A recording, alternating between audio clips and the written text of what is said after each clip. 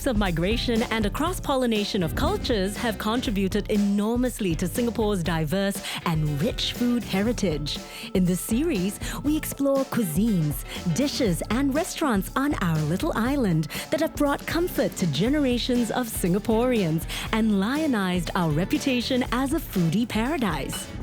In this episode, we're starting our day in an area that's full of history and culture, Serangoon Road. Locals and tourists alike flock to this area for its various attractions. And of course, the food. And I get to experience it with my Makan Kaki for this episode, celebrity chef S.R. Bala. So Denise, your show is all about food places filled with heritage. That's right. So where do you think we are going? No idea, but I trust you because I know you're going to take us to a place with a long heritage and history. Definitely. This place is filled with heritage and it's 100 years old. Oh my goodness, a century old, which means the food must be super good for it to have stayed in business for so long. Yes, really. And a fun fact, I actually trained the chefs 10 years ago. I love this. Means you got special insider knowledge. Does this mean we're going to have something special to eat? Definitely. What are we eating? We are going to the vegetarian restaurant, Ananda Bhavan. Ooh, let's go.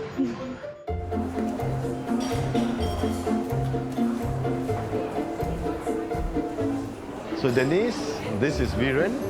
He's the third generation who's managing Ananda Bhavan restaurant chain. Hello, nice to meet you. Nice to meet you, Denise. Hi, Chef Bala. I'm so excited. I want to know all about your restaurant and all about the food. I've got so many questions for you. Okay, but before that, I know you're here for the food. Yeah. Let me introduce you to the chart item first. Okay, yes, lovely. We get to eat first. I like it. Wow, okay, what is this we're eating? This is dahi puri. This is a very popular chaat item in India. It's usually sold by the street vendors. So if you notice, these are the puri shells.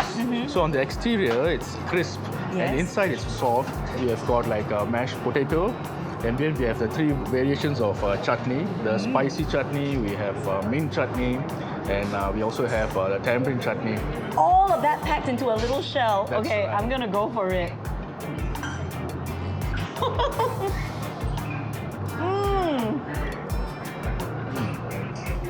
Wow! Okay, that is one little flavor bomb. Like so many things happening packed into one little shell. You've got like tanginess, spiciness, there's like all of this brightness just pinging around in my mouth. And all these different textures. You've got crispy, like shell. You've also got this crispy topping, and then inside this creamy potato. My goodness. So this is your bestseller. Yeah, this is one of our best sellers, and people love it because of the yogurt texture to it as well. Yeah, and obviously this dish has been around for a very long time. I hear from Chef Bala that your family business is like 100 years old. Okay, so it all started at our Ellison building. It's at Siligi Road. So that's where our first humble beginnings were from. My grandfather was the founder. I think vegetarian food was part of our heritage and culture. Those days especially, there used to be fasting. And people also were aware of the health values associated with vegetarian food. He wanted to share as many items as he could with the community. So this was his passion. From what I know, Ananda Bhavan is one of the pioneer Indian restaurants who has incorporated technology into their operations. I think they are the first one who came out with this McDonald's concept of having their menu here, It's kind ordering. of like fast food, fast right? food, yes, Yeah. of course. Because previously Indian restaurants, when you go, people expect to be served on the banana leaf, to be served. That's our culture. Yeah. But actually they broke that and actually came out with this concept. And I think they have benefited from that. Wow. It's a bold move, you know. So other people have kind of since adopted your concept as well when you made that change. I would bravely say that because this happened like in the 90s. So that's when I think this concept was not heard of, not so common. Yeah. So we were one of the pioneers to have started this. You were saying that this is your 100th year. So do you have any plans from your 100th birthday to the next 100 years? What are your goals for the next century? We want to preserve the legacy Ananda Bhavan has created. And also when time to come, the technology will change rapidly. So we have to look at how we're going to adopt the technology into our existing operations. Yeah. So a robot serving people. Yeah, that's our new latest addition. You have a robot? Oh my goodness. So in terms of the food, I didn't know so many things could be done with vegetables, frankly. I mean, now it looks like you have a few hundred. What, are you going to go into the thousands for your menu? Okay, for that, I'll get my chef to talk to you all about the food. Okay, Denise, this is Chef Sadasivam. He's been with Ananda Bhavan for 23 years. Wow, chef, after hearing about the history and the quality, I really am very eager to taste. What are you going to cook for us today? Set dosa. Set thosai. Okay, set thosai. So this batter is different from the regular thosai. This has got fenugreek seeds, and then he has used parboiled rice and poha. Poha is rice flakes. So what they have done is they have used this to make the batter.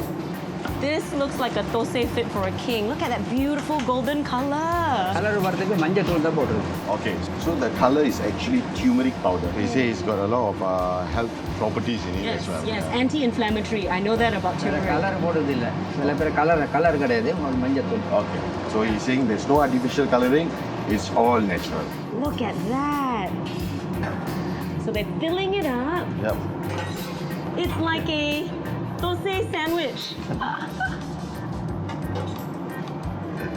Oh, it smells so good. Thank you, chef. Thank you, chef. Okay.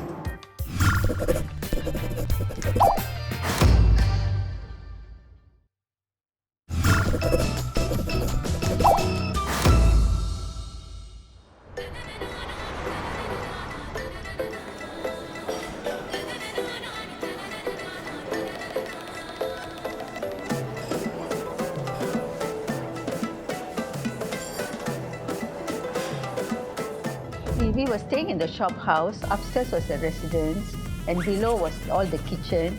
And you know, we can just look over and see what is happening. We used to have this circular staircase going down, so you can always go and chit-chat with the chefs, see what they are cooking. They're always cooking something interesting, and you get to taste the food. We really miss that place. I mean, if you ask me, I pass by that, I feel sad. It's all hoarded up, and nobody is there. You know, we grew up there. We all raised there. You know. Ta-da! Oh my gosh! Wow! Okay, so I was not expecting this. We will try the set thosai first. Yes. Is this something you can find at all the No, restaurants? this is something created by Ananda Bhavan. So it's something unique and special. So this is the sambar. This is the korma. This is the regular coconut chutney. Okay. Okay, this is the onion chutney. Okay, now this one. Okay. I was just told that this is called Vengaya ghost. That means onion ghost is something which is very traditional and very old gravy which used to be served at, in homes because they only have onion. So they use the onion and curry leaf and just, you know, buna and make this They gravy. come up with something out of so little. They can make something So that's this a is long lot. lost and Ananda Bhavan is bringing this back. The last I saw this was in India. I haven't seen it in Singapore. Oh my goodness! Yeah. I am so excited. I'm So you I'm can tasting things I've not eaten before. So what we need to do is bit by bit dip into each one. All right.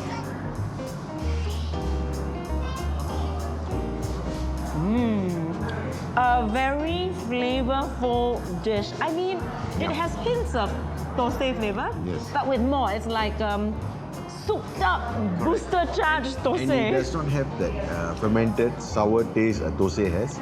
It is lesser in that sourness. There's a earthiness. It feels substantial. It's because of the turmeric. Yes. I'm going for the chutney now. Whoa, whoa, whoa.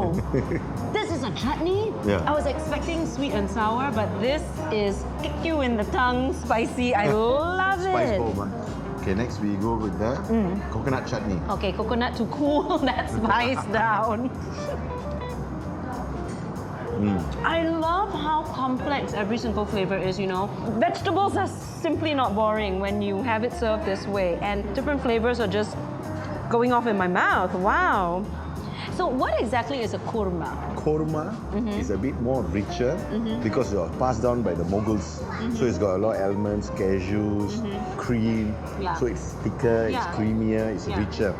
Korma is more of graham dal, more of coconut. Yes. It's lighter. It's not as creamy and richer as the korma. Oh, but it's got a lovely flavor. A little bit of tang from the yogurt. I love that coconut taste, but really, really savory as well. Okay, lastly, the onion. It's so silky and luscious and thick and oniony. It's simple and it's tasty. And it's like smooth and silky, it just goes into your mouth. And I'm just looking at the internal filling, right?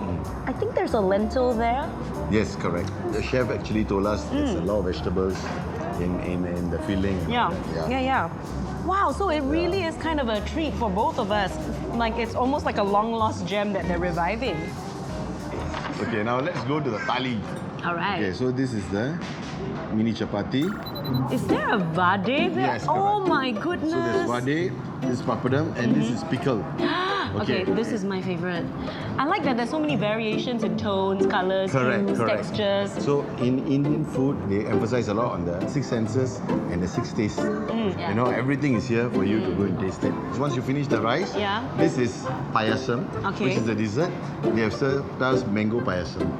So you put it on the leaf and then you take the papadum, you smash your papadum on top of this liquid, and then you take the vade and then you mash it up together and then whack it.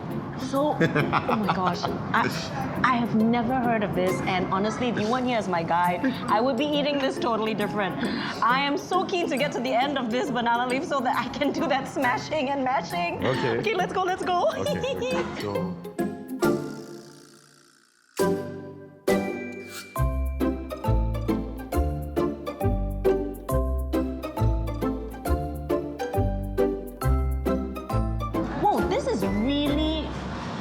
fully packed meal. I would think like after a while everything would taste the same, but they don't. Every single little bowl has a different flavor. Yes, correct. Okay, so now we're done with this. Okay, we're done. So we're going to go to the mango. So mango. A bit of this. Yes. Okay, now take the papadum. Take a papadum, okay. Okay, put it there and break it. What? Break it? Yes. Okay, on top of it. Okay, and then take half the vade. Like playing with take half the vade. Okay, take half the vade. You're not joking, right? You're just not making me play with really. This is what you really do. Okay, and then press it against. Press it into the papadum and the mango. Payasam. Okay, now try this. Wow! You've got the spongy, crispy vade that has its own taste. Then you've got the crispy papadum with the spice, and then, you know, you've got that lashings of mango, sweet, sour, savory. It's mind-blowingly good. So now I know this is the amazing trinity that you've got to keep for the end of your meal. Do we still have space for the last one, the ilai appam? Well, it's here and it is dessert. We gotta have a good ending to our meal, right? Okay. So ilai appam. Ilai means leaf. So what has happened is this appam is not your regular appam with the coconut milk. Okay. This has been steamed in the leaf. So that's why I call it ilai appam. You know, the closest thing I can describe this filling to, but it doesn't even come close. It's almost like our red bean paste, a bit. Yes, correct. But it's got a few more spices that give it a little zing. I love how cultures are different yet so similar. You know, and you find these intersections in the food, really. I like this filling. It's nice. Perfect ending to this meal, but Chef Bala, do you think you have space for something else? I feel it's only fair because you have given me an adventure. You've given me and my taste buds an adventure. I feel like I need to also bring you somewhere which is one of my favorites. Sure, why not? Shall we? Sure. Okay, let's finish up and go. Okay.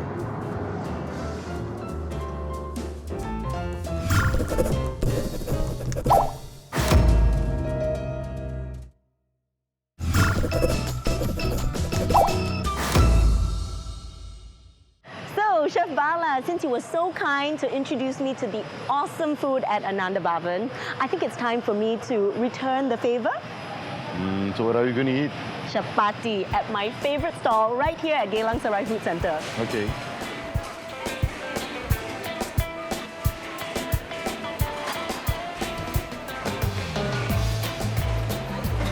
This is it. There's always a queue. Hello, Mr. No. Hey, Denise, how are you? Didn't expect you to come in today. Oh, well, we have to come and try your chapati. Please meet my friend Chef Bala. Hello, hi. Nice meeting you. We want to chit-chat with you a little bit. Bala going to steal all my tricks.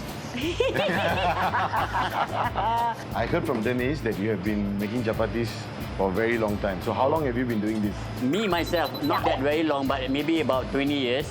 But this store, just by selling chapati itself, have been going on for 40 years. So, was it started within the family? Yes, my father started it. But before he started with chapati, he started with something else. But that was in 1964. Right. And then he stopped. He thought that maybe, trying to sell out chapati will be even better. And then slowly, gradually, we start to progress and try to improve it in our cooking and the chapati itself. So when did you learn how to make this? From my dad, from my mom. Yeah, actually, I remember the last time I was here, you were with your mom. Yes. Where's your mummy? No, my mom already retired. Oh my goodness, no wonder you are so busy. Look Yeah. at him. One-man show. One-man show. So, how, Chef? Do you make chapati as well? Yes, I do, but not this fast. Nah, come on. I know, it's really quite mind-boggling watching you do this. How do you talk to us, concentrate, roll, everything, flip, without burning anything? It is like very amazing. simple. It's always mind over matter. Wow. But you need to practice as well. You mentioned earlier on your father used to sell something else Yes. before focusing on chapati. Yes. What was he making? Roti, prata, and murtabak. Also flatbread, Yeah. but are they Yes. very different in preparation? Yeah. Chapati is more healthier. Yes. During those days, or even until now, Yeah. not much people are actually selling chapati. It's a dying trade, people It's say. true, actually. It's hard to find And good people chapati. will not actually put their heart and soul into making chapati. Have you ever thought of expanding beyond just selling chapati? I wish I could. Look at me now. I can't even find helper. You took over from your father. Yes. Will your children take over from you? I hope so. I have a son. Every Saturday he will come here. Do you Now, reckon your son will want to carry on? no, I did ask him. He said, yeah, but I said, if you really want it, you have to make a big effort. You must know your trade very well. And then you have to be more like, having the passion to cook, to create your own masterpiece. When you took over from your dad, Uh-huh. and then if your son takes over from you, is there very strict quality control? Like That- the recipe must be exactly the same. Basically, it has to be. But if we can make improvement, why not? There's always room for improvement. I really love that everything is made fresh, like made to order. But this is very, very labor intensive. Yes. Don't make in advance, just put one big pile, then when yes. people come, you just Yes. heat it up. I've been in the hawker industry. I know it's very tedious. Okay. How does your day go by? My operation will be from 1:30 plus minus to 1:15 or 1:30 until 5 or 5:30. But on weekends, normally it finishes even faster. Can you believe when you start at 1, we finish up at 3:30 Wow. or 4 o'clock? It must take you an awfully long time to make everything from the curry, because you have 4 different kinds, Yes. right?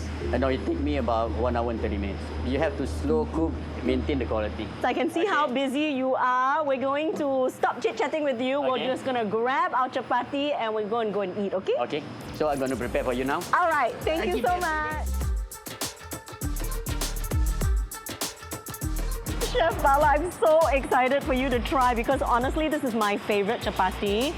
But I'm also very nervous because you're a chef, you know your chapati and you can make chapati. So I'm not sure if my standards are up to your standards. So Don't worry, you didn't make the chapati, right? okay, before we even get started, I need to ask you because we have fork and spoon, but how do you eat the chapati? Honestly, Yeah. to eat a good chapati, Yeah. use your hands. You All know? right, I am game for that. Okay. Okay, I'm gonna take the cues from you. Okay, you wanted to try this, right? Yes, this is the kari lembu, the beef curry. Yeah, I'm going to try the keema. That is Because, the classic, right? This is a classic, this is a traditional thing you go with chapati. And it's made from lamb. Yes, okay, so you got to, Peel a bit yeah. and pop it into the mouth. What struck me most about it was the chapati is delicious alone. It's full of flavor. I love that it's got all the little charred bits Yeah. from the flat pan. And when you go to some chapati stalls, you feel that the bread is has got not much flavor. It's just totally flat. But this one has got taste. So, you are very knowledgeable. You must know like the history of chapati. Is it a purely Indian Muslim thing or? Now it's mostly a staple in many countries. But actually chapati originated from the Indus Valley civilization. Oh, okay. Yeah, so it dates long way back then. This is like a history lesson. Wow. So slowly it spread to Central Asia, Southeast Asia, even East Africa, to the Caribbean. If you go to Maldives, chapati is one of their main staples. They don't eat without chapati. Right. This dal is really good. He has actually mixed a few dals together. You want to try? Yes, please. Okay, so... Green mung dal there. There's a split dal, there's chana dal, there's tur dal. Wow. So there's 4 different kinds of dal. My goodness, and I think this is green chili. Oh, Yeah, there's there's green chili. And this is quite a thick. Yes, so when you mix all 4 dals together, some of the dals have got more starch content. So they tend to thicken up.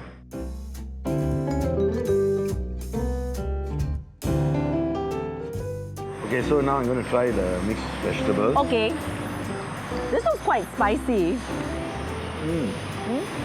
The vegetables are not overpowered by the masala. You can actually still taste the natural flavor of the vegetables. Yeah, on top of the lovely spice that is seasoning it. So if you go to households where they eat chapati, so this is how they hold their chapati, and then, you know, they put that gravy there. I'm copying you. It gets a bit messy, but...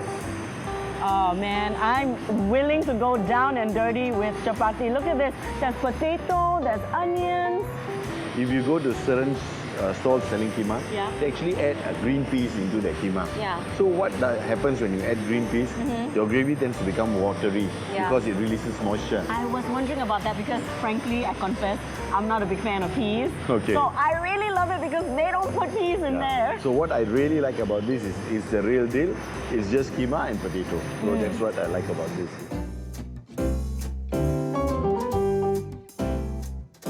Wow, Chef Bala, I can't think of a better way of ending our amazing day of eating. Second round, Okay, tapao? tapao. How many are you gonna take away? 3 more. I think I could do it, but I still have like 1.5. But give me some time, I'll be able to finish it all.